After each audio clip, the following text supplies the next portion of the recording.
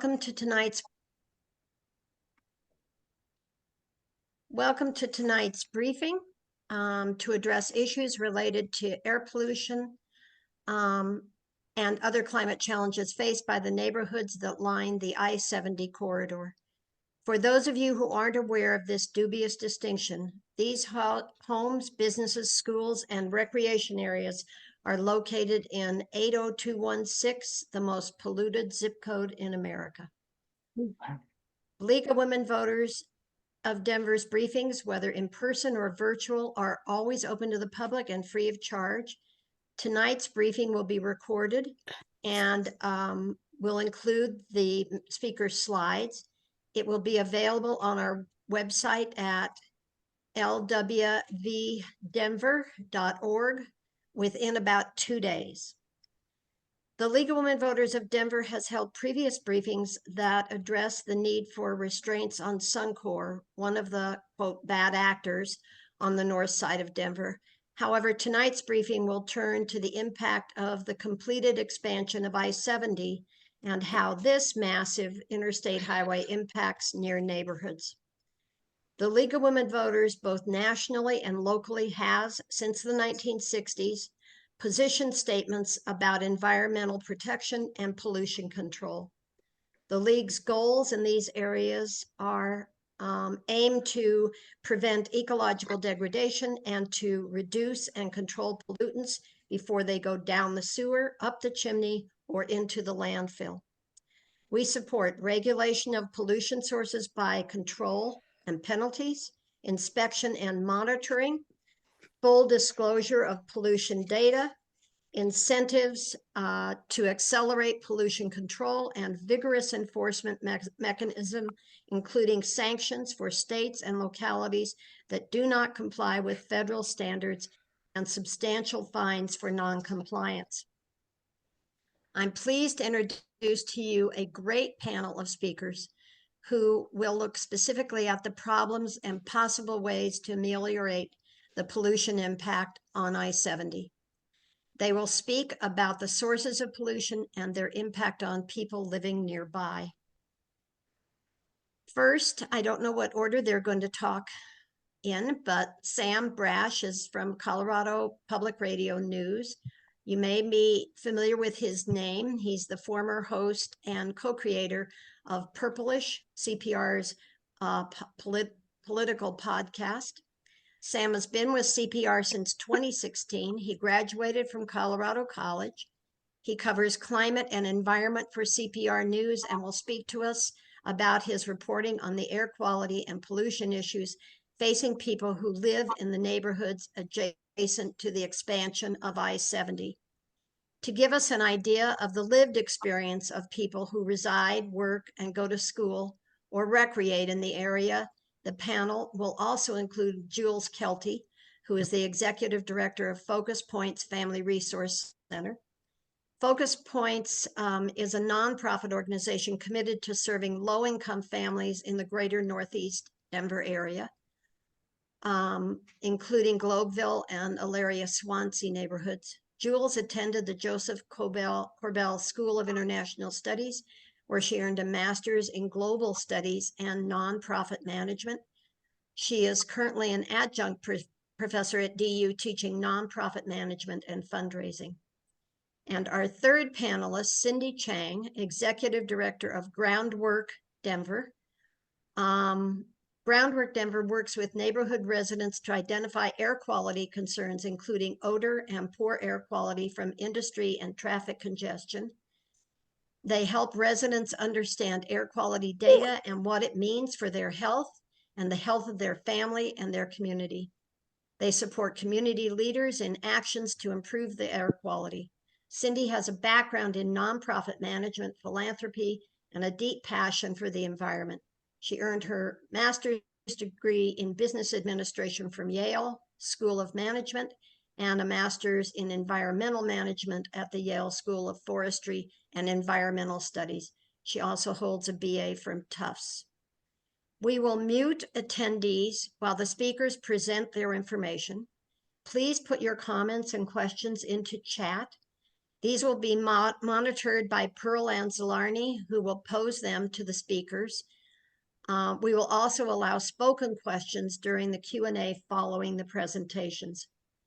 Just before I'm muted, I want to let you know our next briefing on Tuesday, February 13th at 5:30 by Zoom is titled, How Can Denver Climb Out of Our Housing Crisis? Solutions and Possibilities. And Councilperson Jamie Torres will be one of the speakers. Thank you. Among the three speakers, I don't know which one of you is going to go first, but go for it.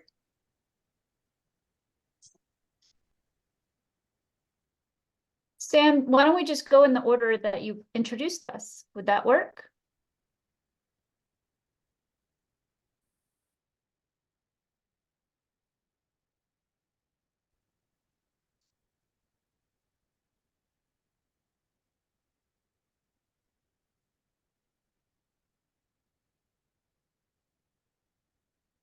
Andrea, you're muted too, so.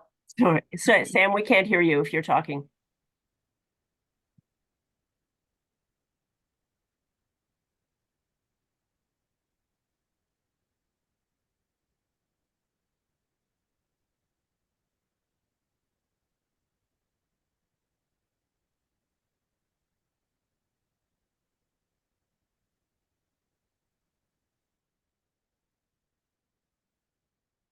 Oh, There you Yes, are. we can hear you. okay, great.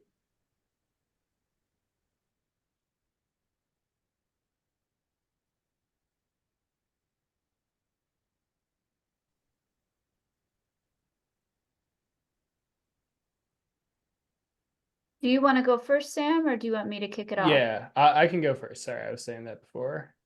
Okay. Oh, sorry, I didn't hear. Okay. Yeah, my mic was off, so no worries.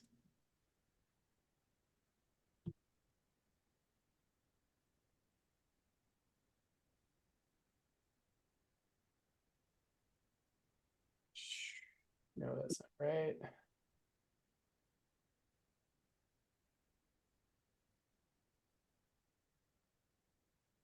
We don't have the first page of your presentation. Yeah, give me 1 second. Sorry about that. Okay.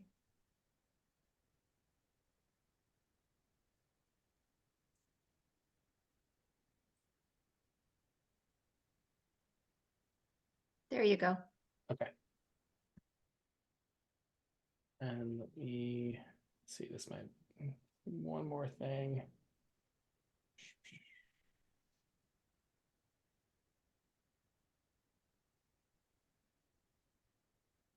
Do you guys see the presenter view or my view now? We're seeing the presenter view. Okay.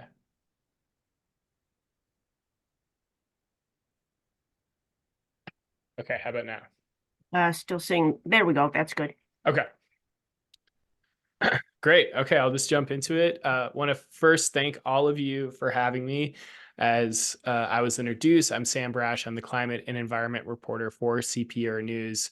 And before we jump into this, I just want to get, I would say a raise of hands, but since I can't see your faces in presenter view, if you want to just jump into the chat, I'd love to hear who's a CPR donor, member, one-time donor, somebody who's given a car, any of that. I'd be very curious to hear. Just because, that sort of support is really what allowed me to do this story. This took me a better part of last year, to look into air quality issues around I-70 and the expanded I-70 corridor in Elyria, Swansea, but also specifically around the cover park, which is what I'm really going to focus on during this presentation. So a little bit about this park. You've probably seen it from below if you're driving from downtown Denver to the airport east along I-70. This is what you're seeing now, the top of the tunnel that you go under. It's like 800 feet. You have jet fans on either side. And on top, there's an AstroTurf field.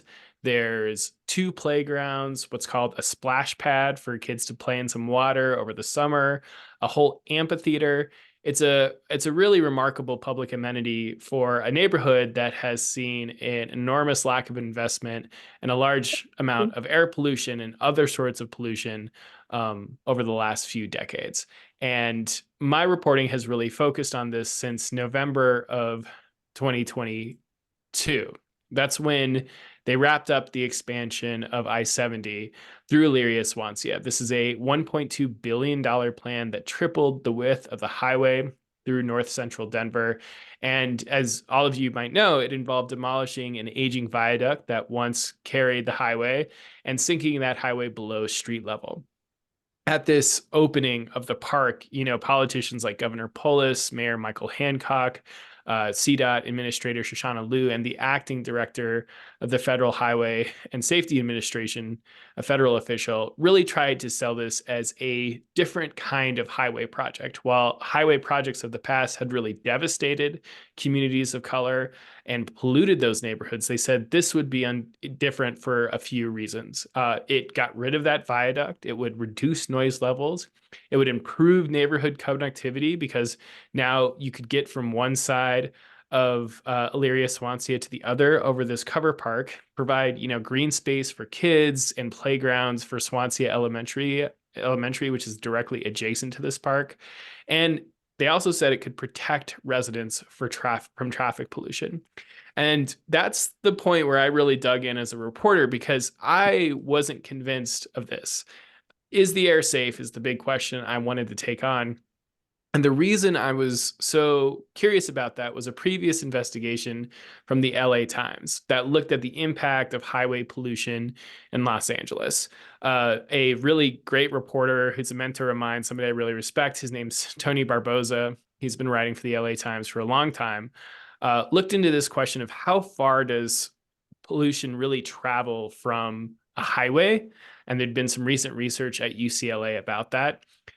What they were able to find using some of their own monitors, these very nifty monitors that I'll talk about more in a second that monitor ultra fine particulates, they were able to prove what scientists had shown, which is that highway pollution travels a lot farther than previously thought into neighborhoods away from highways. And, that article was not the only thing that got me thinking, this might be a concern. Residents living in the neighborhood, like Yadira Sanchez, were specifically worried about whether or not the air was safe at this new park. She has severe asthma, as do her 3 kids. She's lived there for about 2 decades, and all of her kids were raised in the neighborhood. They've had to go to school at National Jewish Health because that was the only place they could get classroom time and have access for treatment for their asthma. That's how frequent their asthma attacks have been. And when it came to the question of whether she'd ever take her kids to the park, she said, absolutely not. Having an asthma attack is horrible. Exposing my kids to that, it would just be suicidal for all of us.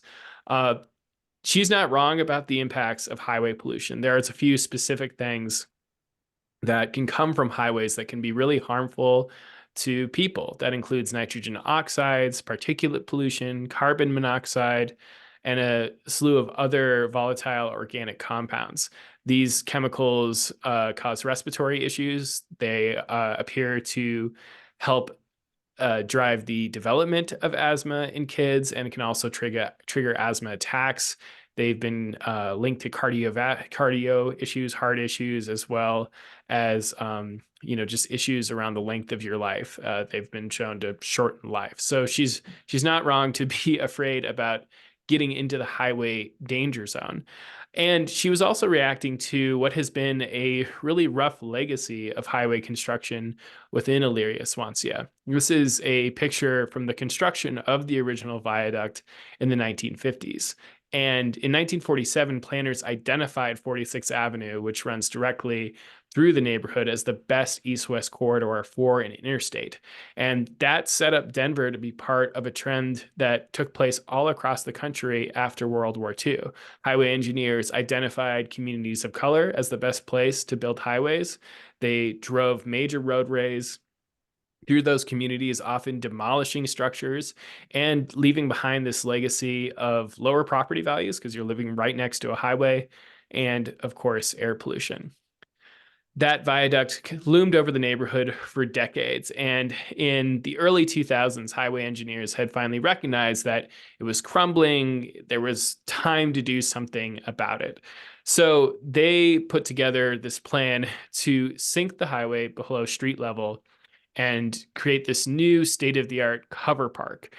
This was an original rendering for that cover park, which included, as you can see, a small stadium, as well as the field, as well as some tennis courts, had a few more amenities.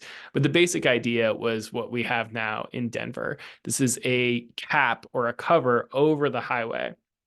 And at the time, highway administrators and planners really tried to sell it as a way for a better kind of highway project. As I mentioned before, they said it would block pollution from wafting up below the highway, which would be much better than the current situation where it was tumbling down from the viaduct above residents. They also said it would reduce noise, increase connectivity, all of that. That spurred a huge reaction from local residents. Candice Tabaka is probably the most prominent among them. She later served on Denver City Council. And the larger Ditch the Ditch movement, which tried to push back against this entire project.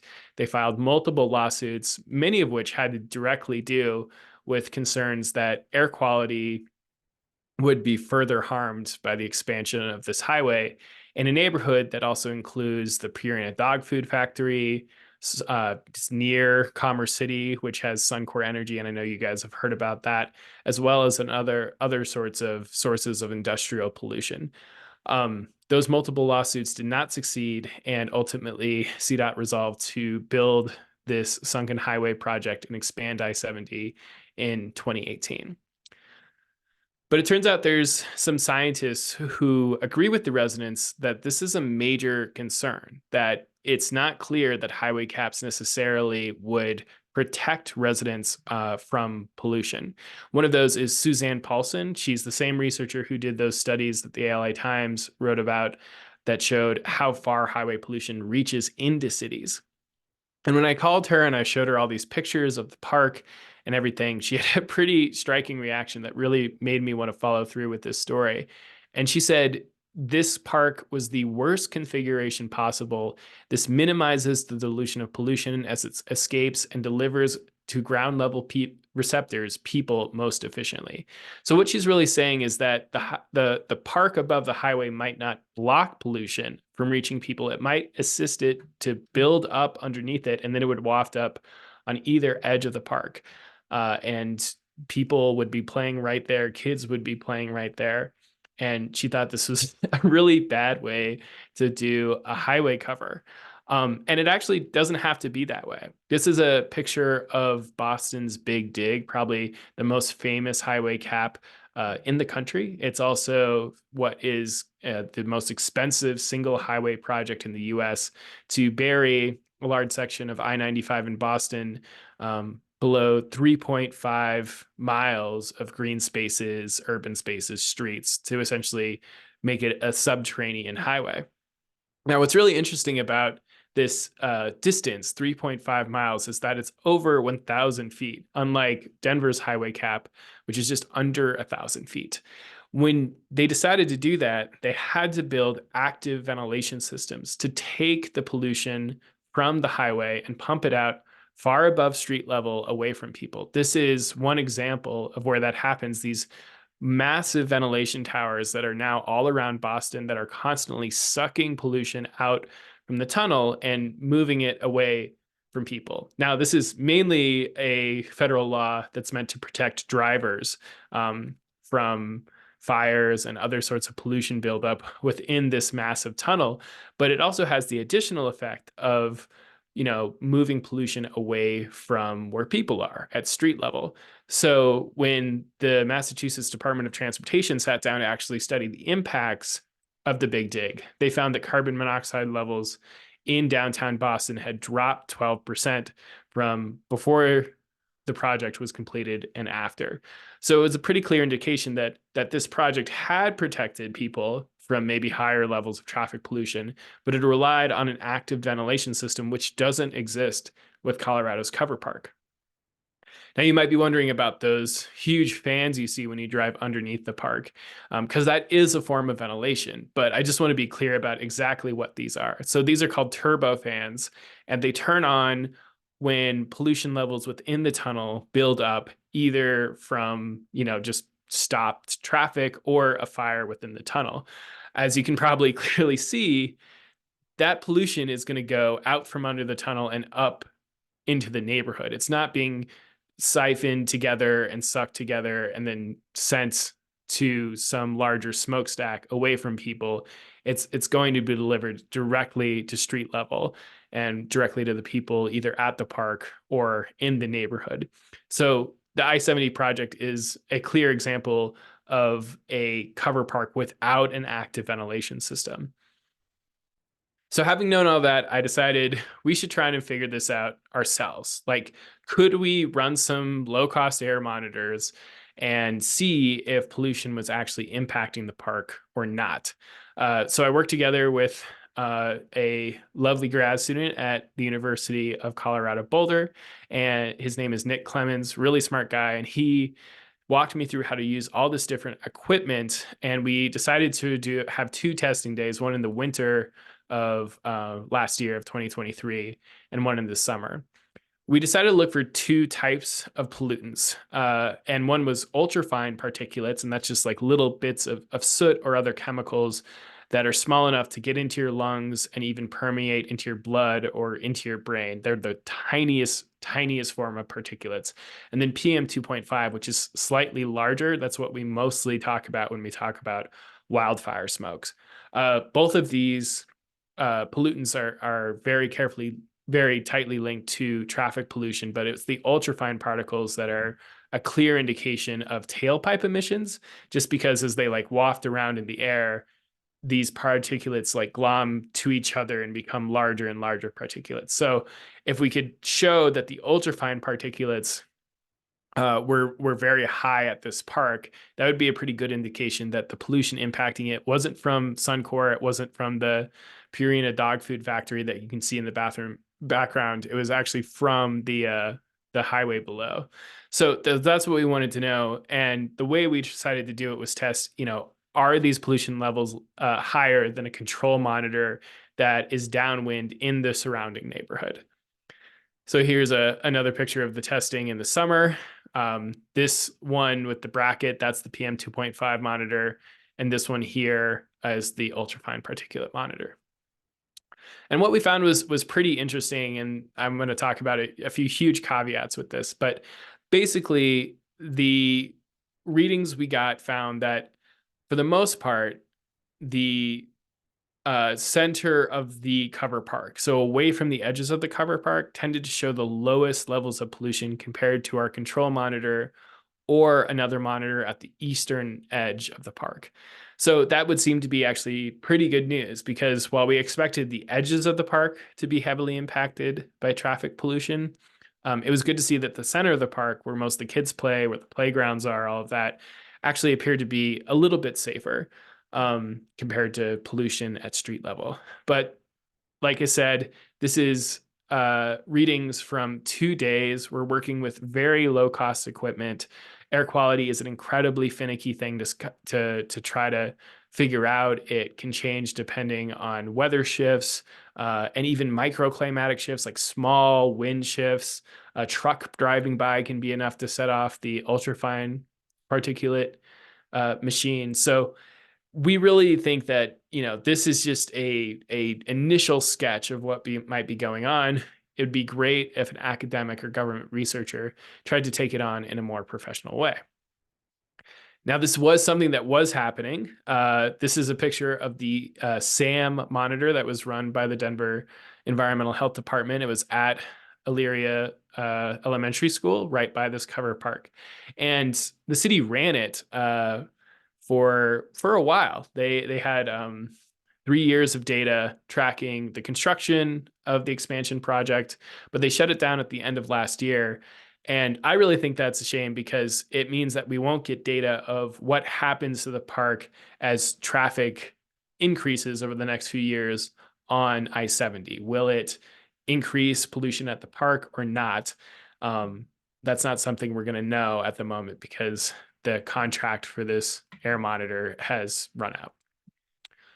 So all this research, all this time with air monitors, like what's the big deal with this? Obviously, it matters for the people living near the highway and living near this cover park and wondering if they should have their kids play there, if they should visit themselves. But what about everybody else? So cover parks aren't just an idea that's getting played out in North Denver. This is a map from Denver Moves. This is our 2050 big visionary mobility plan. And you can see there are plans, or at least initial ambitions, to build 7 more cover parks all around the city. Planners think that this is a great way to connect the city, to undo some of the damage done by large roadways. And so they're really thinking about it. And it's not just here. There's plans for a cover park in Buffalo to reconnect a Black neighborhood with one of its historic parks. There's a plan to build offices and residential and retail space above 2 enormous highways in downtown Atlanta. And then Seattle, they want to expand the cover park over I-5. It's one of the oldest cover parks, and they want to make it much bigger. And this is all happening at a time when we actually don't know much about the air quality impacts atop these green spaces. It's clear that adding them to cities is a great way to add green space. It's a great way to link up neighborhoods that could be drawn closer together. But it's unclear if it's just going to draw people into this air pollution danger zone. So if I have, one hope for this project and what it leads to is that there's some researcher out there, a young PhD student, maybe an ambitious government worker for a city or state health department who wants to take this on in a systematic way. And I think Denver's park would be a really good way to figure that out and find if highway caps are an effective Band-Aid or generally a form of greenwashing that draws residents closer to a really dangerous source of air pollution. So thanks so much, and I look forward to answering any questions once we get through the other presentations. Thank you, Sam. Who's going next? Jules, Cindy? Yeah, I'm happy to go. Can you hear me? Yes. You can. Okay, great. So I just have 2 easy slides here. I did not do a full CPR investigative report on this, so, but that was fascinating, and I appreciate that. I think what I can add to this discussion is, well, one of the points I saw was that where he measured was right by our building, so that was really interesting to see that. But I think I can just share what we see in our community and in our participants, and some health equity analysis, and then I'll hand it over to Cindy for some more environmental impact. Am I allowed to share here? Yeah, go down to the green share screen arrow. Okay, great. There you go. We are seeing your presentation. Okay, all right. So this is just a little bit about focus points. We're a family resource center. We're one of 33 family resource centers in the state of Colorado. And we've been around for 28 years. We started in 5 Points, which is where you get the focus points. And then we moved into the GES community in 2010. Our mission has always been to build better communities by strengthening families. We take a strength-based approach with families. We don't have a savior model. It's more to find the strengths in families and work with families to help connect them with resources so they can live their best lives. Our 4 program pillars are community resources, so connecting to community resources, family support services, offering goal setting and connecting to rent assistance, utility assistance, Medicaid, and then we also have mental health services on site. We offer education in the form of English classes and early childhood education through home visitation. And then economic inclusion, we're unique in that we have 2 social enterprises. Kamal Heritage Food Incubator is how some of you may know us. We were New York Times top 50 restaurant in 2021. And Huerta Urbana, which is a farm on our site where we have a farmer's market in the summertime. And that covers those four. Our demographics are, we serve the GS community. We also serve Commerce City and areas of Adams County because of gentrification. If you look at the trajectory of our service area focus points, it has followed the wave of gentrification in this area, starting in 5 Points to GES and now directly up into Adams County and Commerce City. We serve about 3,000 individuals annually, majority low income, and primarily immigrant, refugee, and Latinx families, and then majority women, which I know is relevant to the audience today. Let me pull up one more slide for you here.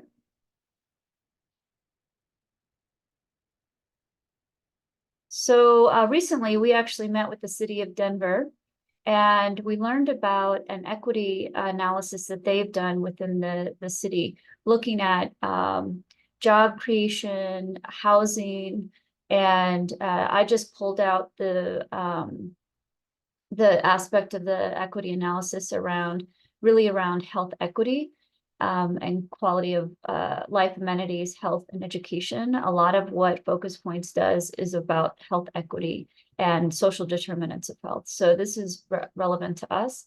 I did ask for an environmental equity report and I didn't get that, but if I end up getting something like that, I'll forward it on to Susan. So you can see how they rated they did this across the city for all major neighborhoods. And these are each of the ratings. It's on a scale from 1 to 5, 5 being most equitable, 1 being the least. And if you look down here, you know, social determinants of health, we were less equitable, meaning the percentage of high school graduates or the equivalent of 25 years of age, and the percentage of families below the federal poverty line. We also have a childcare desert in the area, which Focus Points actively is part of addressing. Access to parks, this neighborhood actually is most equitable. There are a lot of parks in the area that are within walking distance, and so that's a good thing in the neighborhood. Interestingly enough, the I-70 build is another park. Access to fresh food, this is a food desert and food swamp. So food desert, no grocery store. Food swamp means the food that is available is from a grocery store, junk food, not healthy, high nutritious quality. That's why we started a farm and the farmer's market to try to get fresh produce into the area. Access to healthcare, this area is actually doing okay, and major partner in that is Tepeyac Community Health Center, which is located now at 48th and Race. I don't know if many of you know about them, but they're a wonderful healthcare facility and are right in the core of the neighborhood. Childhood obesity, less equitable. So childhood obesity measured percentage of children in the area that are overweight. And then life expectancy is less equitable at 76.2 years, which I haven't seen any studies correlating that with the air pollution, but it does, you know, listening to this, that would be a logical question. And then access to transit. There is more access to transit. When I started, I'm in my 6th year at the organization. When I started there, it was considered a transit desert, like not enough. There's Northeast Transportation Coalition who's joined. And this rating has increased over time, in part due to the highway construction, but also an intentional effort by the city to expand bus routes to the area, to connect to the light rail, quite a few, and to bring in Northeast Transportation Coalition, which also has a shuttle in the neighborhood. So overall, a 3.6 rating. So some, access to centers and corridors of 3. So somewhat access to centers and corridors, but not completely. So you can see the summary up here. I thought that could be interesting to see some of the health equitable impacts in the area. And with that, I'll pass it on to Cindy so that we have time for questions and a discussion around that. Great, thank you, Jules. I'm going to attempt to share my screen now.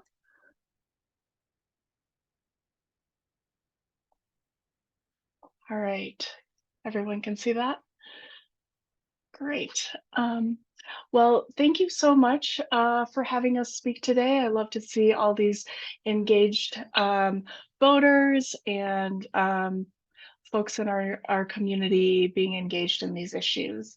My name is Cindy Chang. I am the Executive Director of Groundwork Denver.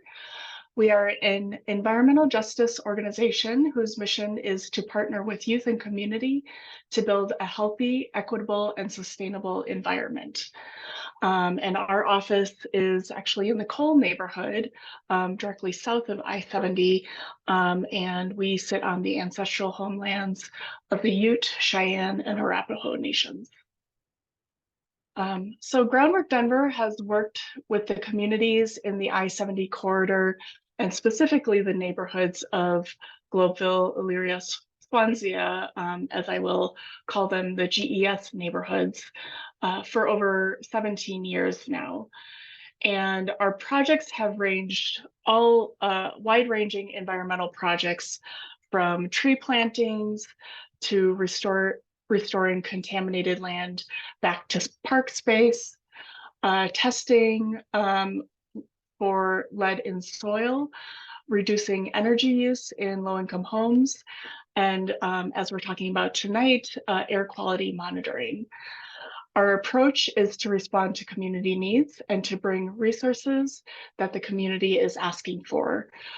We hire youth and adult residents from the community to take the lead on these projects. And from all of our work, we definitely know that air quality is a top concern for community members. And so I was hoping for my presentation really to take a step back first and think about, you know, when we think about air quality and pollution in this neighborhood, when we think about pollution in general in this neighborhood, how did we get here? And Sam covered a little bit of this in his presentation, but I'm hoping to get a little bit further into the history of this neighborhood. So how did we get here? We have to go back in part to the New Deal in the 1930s.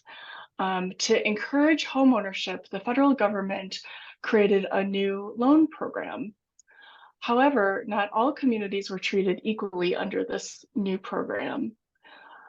To assess the quote unquote risk in whether a loan would be paid back, the government surveyed whole neighborhoods and provided grades for each neighborhood. Those that were deemed most at risk of default were literally lined in red on maps. And thus we have the term redlining for how neighborhoods became economically segregated from each other. And not surprisingly for those times, those neighborhoods that were redlined were more likely to be made up of Black residents, immigrants, and other low-income folks. So you can see this is an actual map from the 1930s of the different grades that were given to different neighborhoods in the city at that time. And so you'll see the Globeville and the Elyria Swansea neighborhoods up here, very distinct in red. And you know, this is pre-highway. So you can kind of see that these neighborhoods were split off for various reasons from other neighborhoods in the city. So these redlined maps became shorthand indicators for government and private investors, and in some ways became self-fulfilling prophecies. So, you know, decisions were made with these maps that increased industry in these neighborhoods and reduced homeownership in these neighborhoods. And, you know, maps and other resources like these were used to decide where the highways were going to go through, like Sam was talking about earlier. So when we think about Globeville and Elyria and Swansea neighborhoods, we think of a very prototypical stereotypical environmental justice neighborhood. Globeville is split by I-25 into, the neighborhood is split into two. These neighborhoods host, 2 highways, smelters, the refinery, animal processing plants, and 2 rail lines.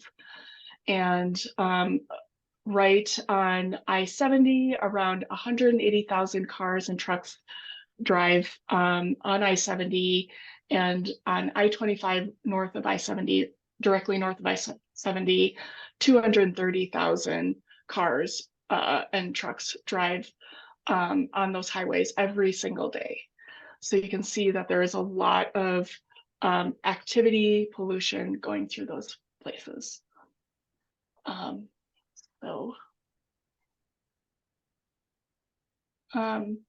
So combined with that lower investment in what makes, combined with the kind of singling out of these neighborhoods for industry, and lower investment in home ownership, there was also a lower investment in what makes neighborhoods feel like neighborhoods. Sidewalks, grocery stores, but also green spaces and trees. And you can kind of see the lack of investment, almost 90 years ago into the difference today. So today there's 32% more concrete in Globeville and Elyria and Swansea, and 15% fewer trees than the other higher income neighborhoods in Denver. And this is a really stark difference that you can just see. This was taken from a couple of years ago, of the kind of lack of tree canopy here. And then you can see more tree canopy throughout the higher income neighborhoods of the city.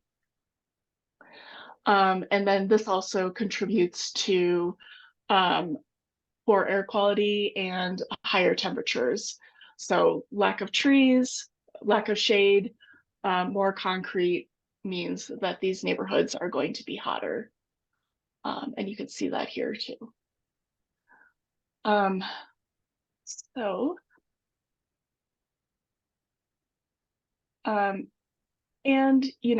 Denver's air quality continues to decline. We've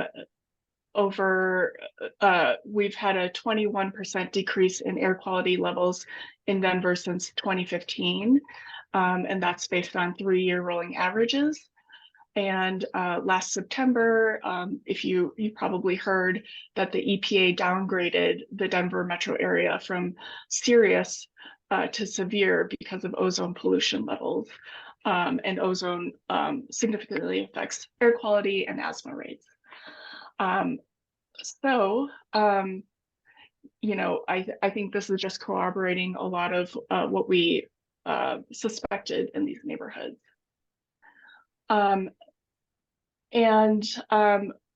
So Groundwork Denver has been part of 3 different air quality monitoring projects over the last 6 years.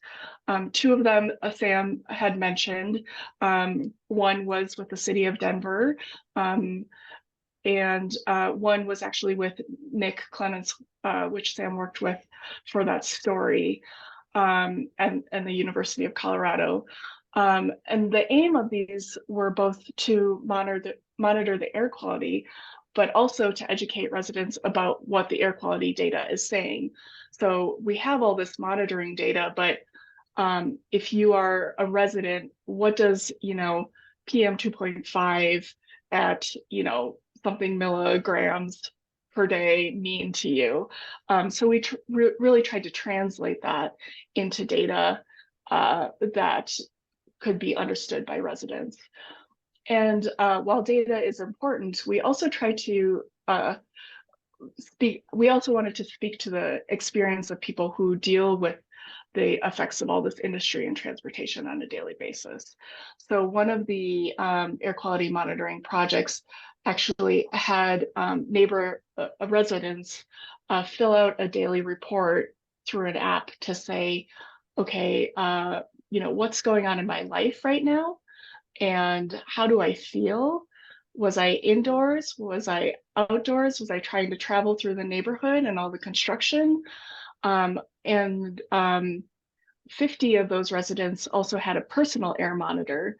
So that was taking subsequent data on the air quality directly around them while they were filling this out. And we're hoping that we will be able to see, if there's any correlation with the really mental health and the well-being of the residents and the air quality, and not to mention also the noise and the disruption from all of the construction that was happening with I-70. And this was really important to us because I think I want to share, the data is really important. The air quality monitoring data is really important. But also we believe that the lived experience of the residents should be valued and can provide a more holistic understanding of the environmental justice issues they have in their neighborhood. We've heard from the other panelists about concerns of asthma in their family, but there's also dust from the construction site. We all experience that trying to drive through I-70, traffic issues due to construction vehicles, road blockages, odor issues. A lot of our residents consider odor just as bad as air quality because you have to smell that every day. So these experiences kind of create a cumulative picture of the experience of what living north of I-70 looks like and feels like. So I don't want to leave on a low note, and just wanted to say, as much as we are listening to what concerns the residents, we're also listening to them about what the solutions are for them. And they really want, they're at the point where they're saying, we know that air quality is bad. You don't have to take more data. You don't have to, do more monitoring. We could tell you that. We live here. What we want now is action. We want things to happen and for our lives to change. And we want to be a part of it as well. So, yes, absolutely, go and vote, go and help us make those policy changes. We helped change the odor ordinance so that some of the industries like Purina had to start putting on caps and filters so the neighborhood didn't have to smell all those odors anymore. But the neighbors also want to be part of the solution. So I'll just leave with two quick slides. One is a new project that we're doing, which are DIY air filters. And they're really simple box fans with a filter that you would put in your heating system at home, taped to the back of it. And if we create a seal around the fan and we have it in a room that you use a lot, or have it going while you're cooking, things like that, we can reduce the indoor air quality, or we can reduce the indoor air pollution, improve the indoor air quality for these residents. And we've done some monitoring around this to show that the air quality does actually improve with these box filters. So last fall, we distributed about 75 of these. We hope to do more this year. And the residents help us make. We have all the families come out. It's kind of a party.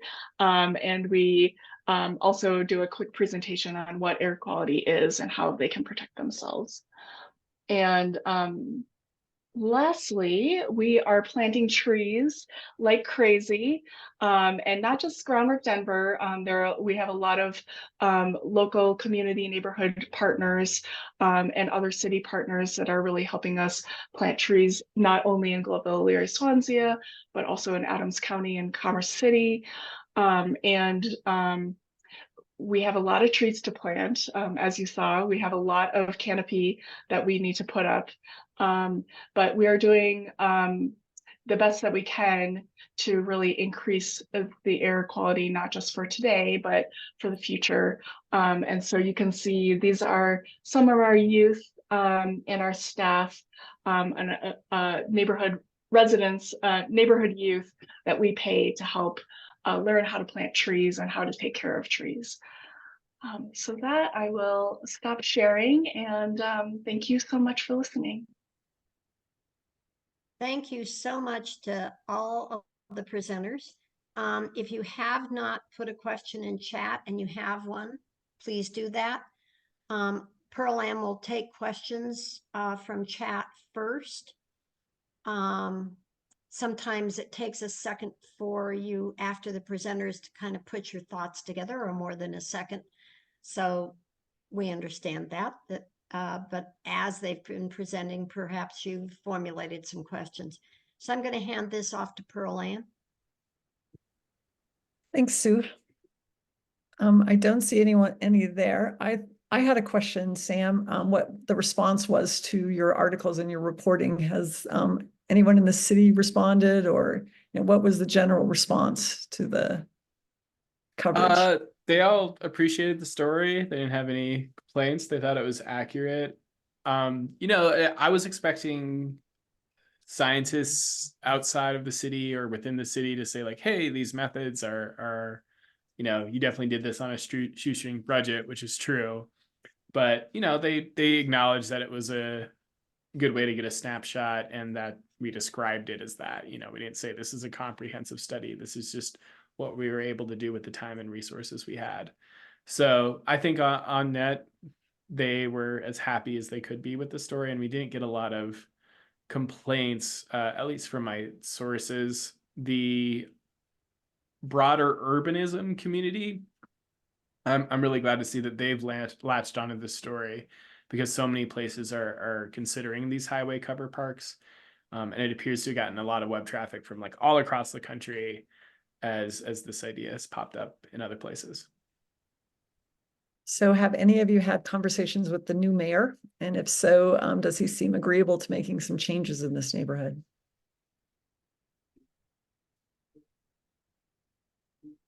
So I have not. I have had a conversation with Councilman Watson.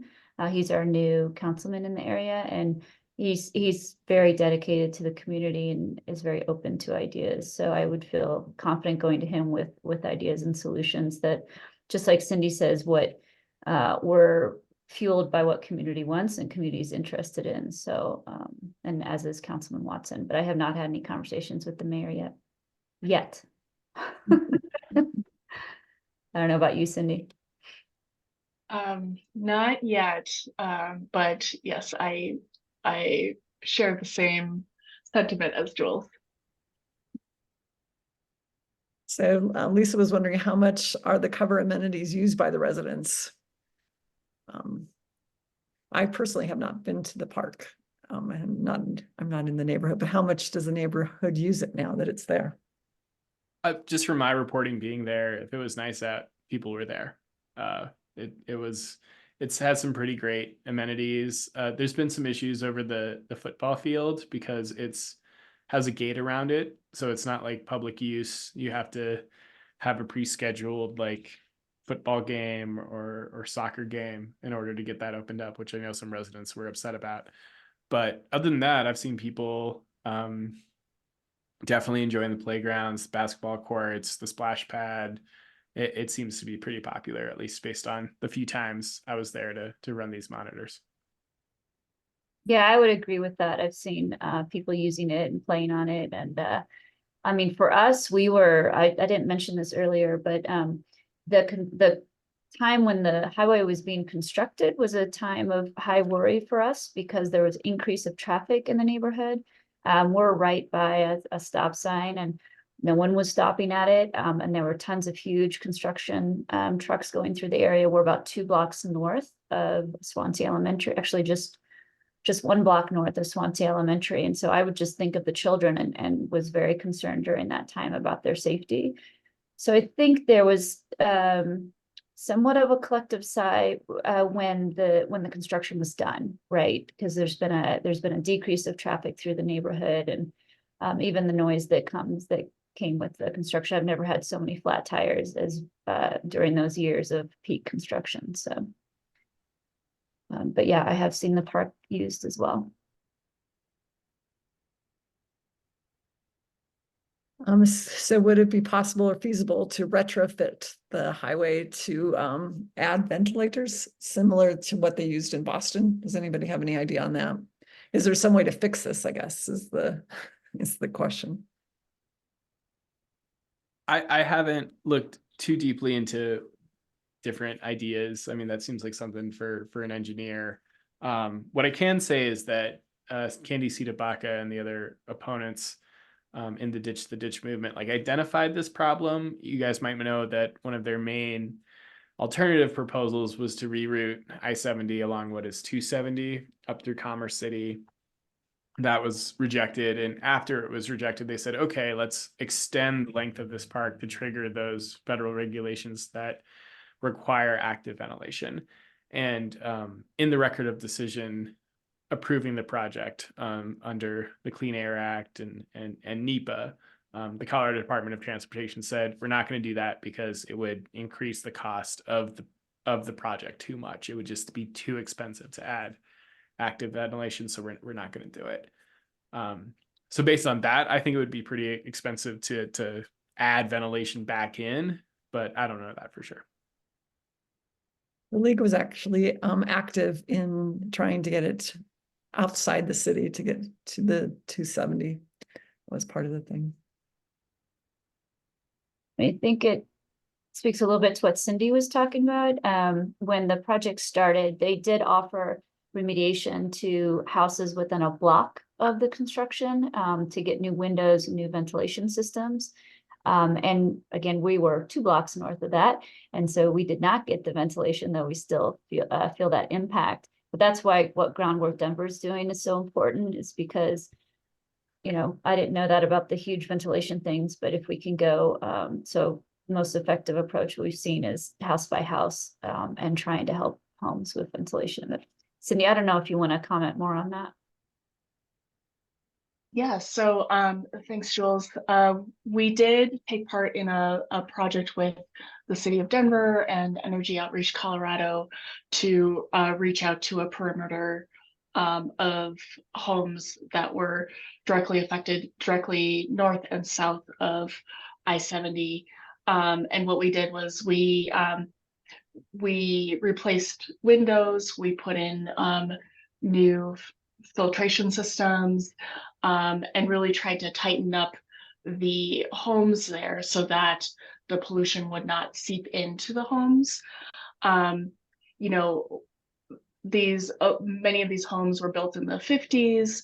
A lot of them don't have air conditioning, so that was a concern for residents. If we're telling people to keep your windows closed in the summer, what does that do to the heat in your home?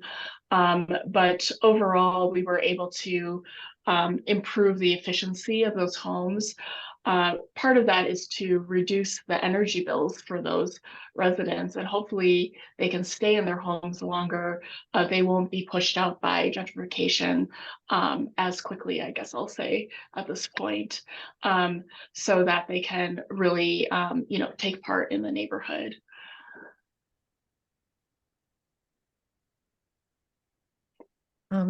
So we are an advocacy organization. Are there things that we can advocate for, or things that would be helpful to improve air pollution for the neighborhoods? Jules and Cindy, any thoughts on that?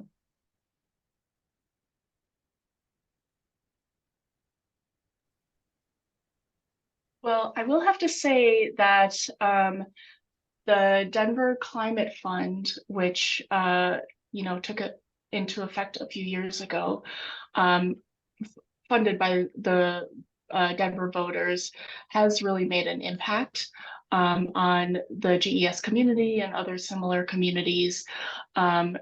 If you're not aware, you know, 50% of at least 50% of those funds need to go to what they're calling, you know, disproportionately impacted communities or environmental justice communities. So that funding is going directly to plant these trees, to build up the neighborhood awareness about environmental issues, and to, you know, reduce energy use in these homes and things like that. So I will say that there has been an impact on your previous advocacy, and I really appreciate that. I don't know of anything immediately on the forefront. I don't know if Jules does. Yeah, I don't either. I mean, I was just gonna do a plug for our 3 organizations that, I mean, just supporting local nonprofits that are doing this work and raising awareness is important. I mean, we have a farm on our site, right? And part of that is environmental revitalization in the area and remediating the ground. And so anything we can do to increase the green canopy in the area is important. But I don't know of any immediate initiatives right now, so. And Oh, sorry. Go Yeah, ahead. Yeah. I definitely won't speak to, you know, what you guys should do as an advocacy organization, but just in terms of understanding the air quality problem in a large way, like we know that traffic and oil and gas are the largest sources of both climate pollution and local air pollution, like nitrogen oxides, like smog. Nitrogen oxide is a key ingredient in smog. Carbon monoxide, all of those 2 things. If you can find ways to get people onto transit, if you can find ways to reduce levels of oil and gas production, or you require cleaner oil and gas production, there's going to help reduce local sources of air pollution. There's a couple more questions. Sam, do you know if CDOT produced a post-project assessment? Lessons learned? Are they?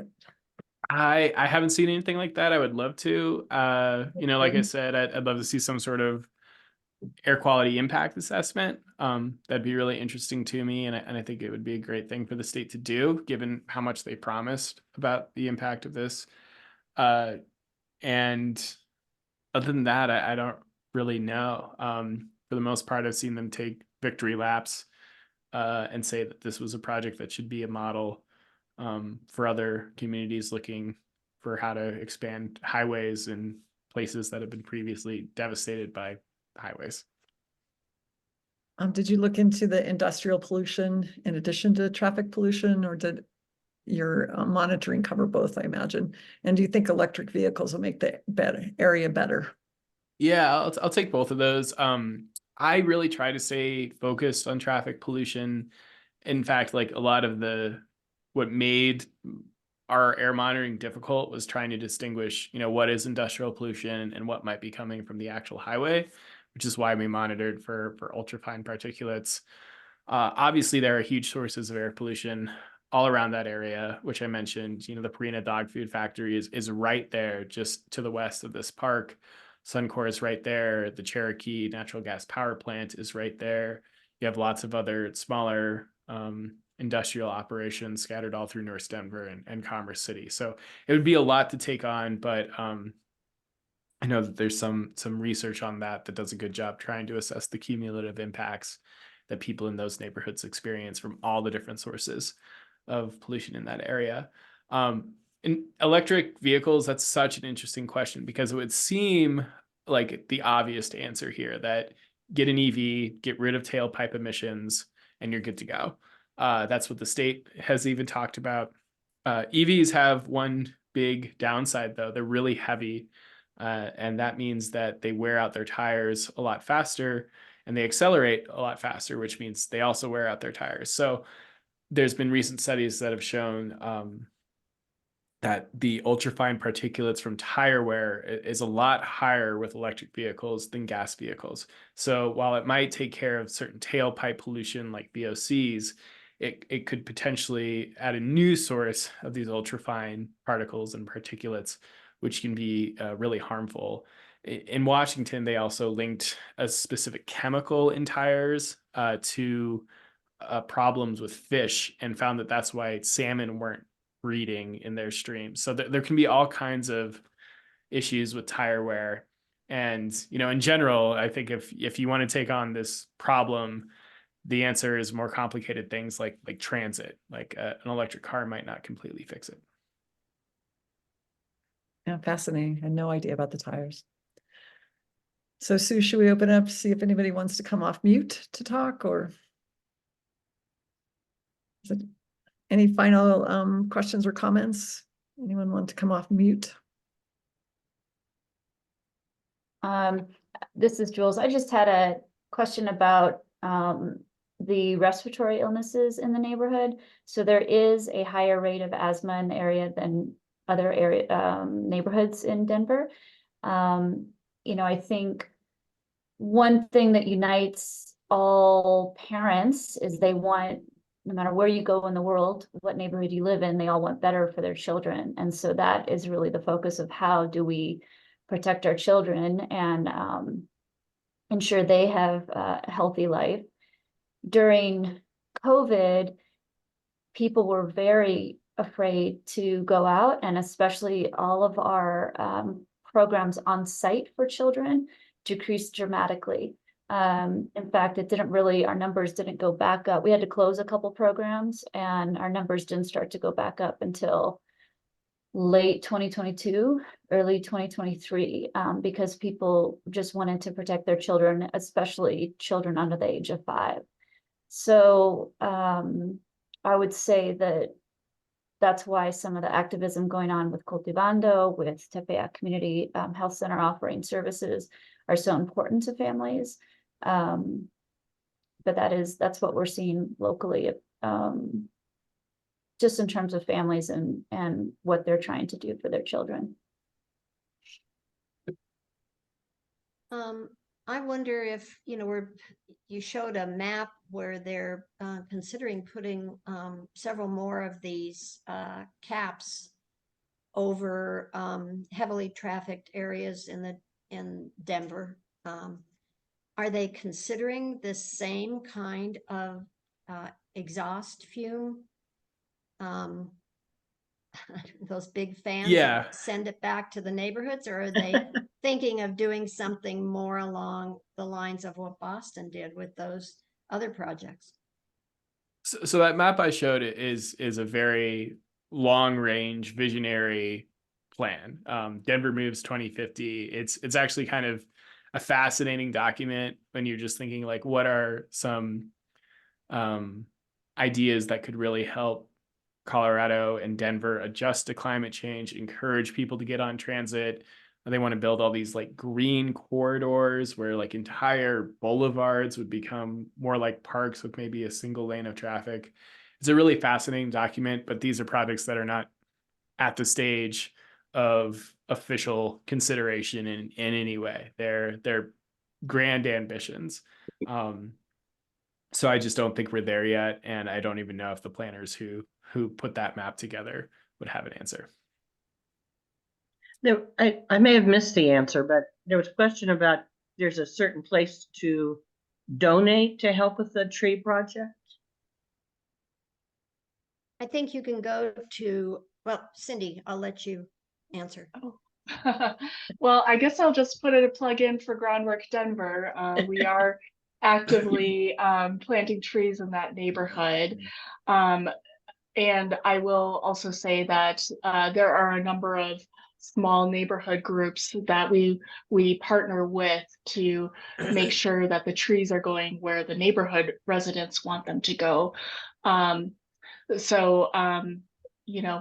will say that we have a lot of different partners, and I always feel sheepish about highlighting ours, but if you ask the question, I will answer it. Is one of your partners the Denver Park Trust? Do you know about that group that tries to create, I think, smaller pocket parks in areas of the city that are park deserts? Yes, we have worked with Denver Park Trust. The Park People is another organization that plants trees across the city of Denver as well. Well, Marty, maybe we have to look at selling seedlings instead of tulips.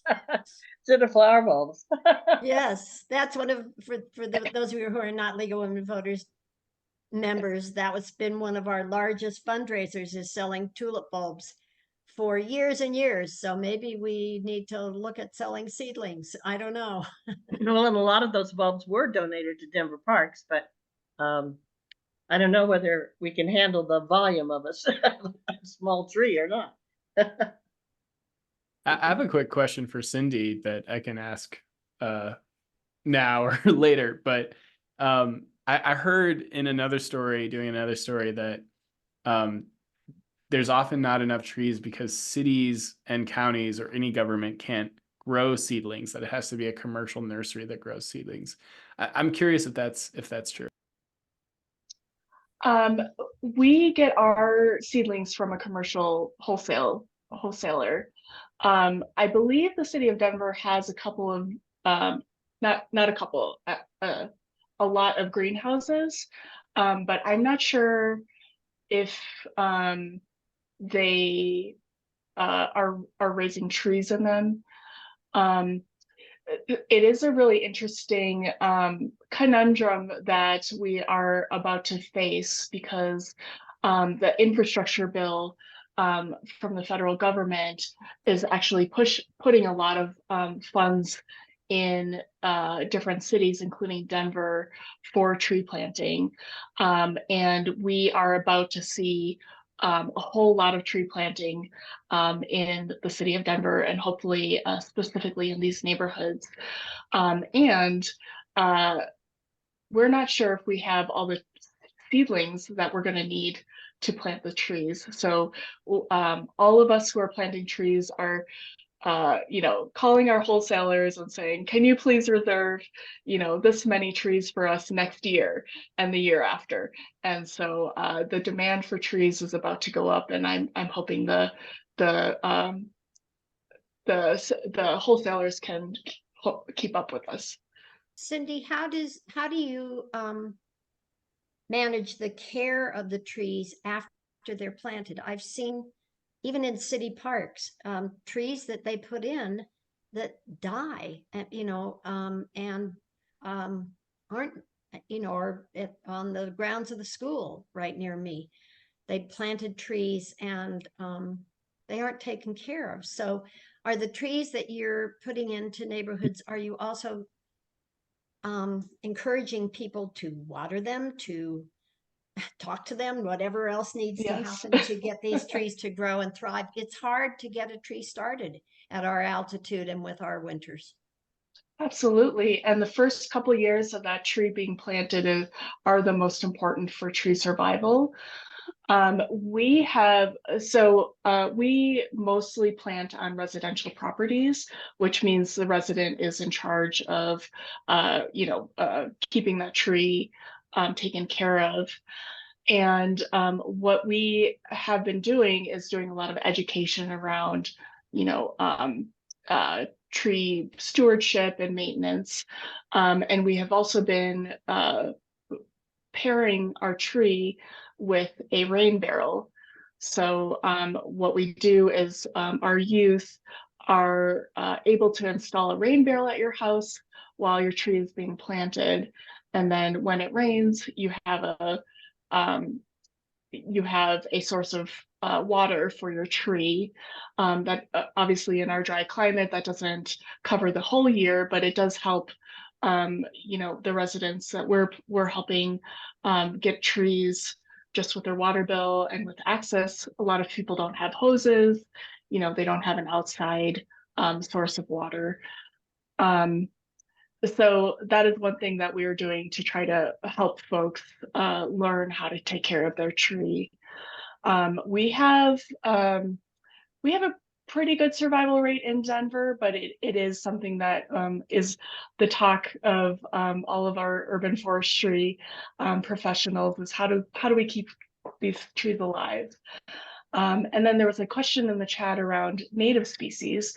We're actually moving away from saying that we're planting native species, and we're actually planting climate resilient species, because some of the species that were originally, native to the Colorado climate will not actually survive with the higher temperatures, with the drier climate that we're starting to experience with climate change. So now we're focusing on species that we know will be able to take those different weather changes as we move into the future. Thank you. Do we have any other questions? And I think always, for those of you that are league members, you have my email address, or you have the Denver League's office info at lwvdenver.org. And so if you think of questions after the fact, you can post them, and we will shoot them back to our 3 speakers. I really want to thank all 3 of you, because I think you came at this from different perspectives. And I think you helped educate us. I'm thinking that some of the neighborhoods that believe they are not getting pollution from I-70 because they're farther away, in fact, probably are, given the study that was done in Los Angeles. And that gives food for thought to all of us who think we may not be as effective as the neighborhoods that we've discussed. But think about that for a minute too. Thank you again. This is Jules. I just wanted to say thank you for the opportunity to speak here tonight. My grandmother was in the league in Illinois. My mother was in the league in Arkansas. Someday I'll join the league in Denver, and I have time, but it just was really an honor to be in your presence this evening, and you had great questions. So thank you so much for what you're doing for our communities. Thank you. And we always say League of Women Voters is not for women only. We also have men who are members of League of Women Voters. So if you have people in your life who might want to become members of League, please encourage them to do so. Thanks for putting them in the plug, Jules. So I think with that, we will close out the Zoom, unless somebody has had a question spark in their brain since I've been talking. Thank you all for attending, and I hope to see you next month when we have a briefing about housing, another key issue here in Denver. Thanks again. Good night. Thank you.